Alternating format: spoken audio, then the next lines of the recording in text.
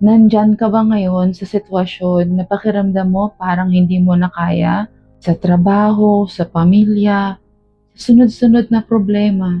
Alam mo ba, dyan tayo pinapalakas ng Panginoon? Hindi sa mga panahong komportable tayo, kundi sa mga panahong sagad na tayo. Tulad ng estudyanteng gusto nang sumuko o magulang na pagod na pero patuloy pa ring lumalaban para sa pamilya. Kung ano man ang pinagdadaanan mo ngayon, kapit ka lang, diyan ka hinuhubog ni Lord. Ang mga pagsubok ay hindi nangangahulugang pinapabayaan ka niya. Patunay yan na mahal ka niya, hinahasa ka niya, pinapalakas ka niya, inihahanda ka niya para sa mga biyayang ipagkakaloob niya sa iyo sa tamang panahon. At balang araw, maiintindihan mo rin ang lahat at mapapasabi ka na lang, kaya pala.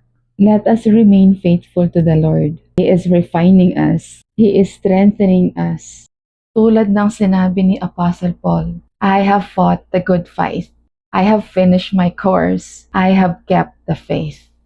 Kayang-kaya mo yan. At isang paalala, smile, life is beautiful.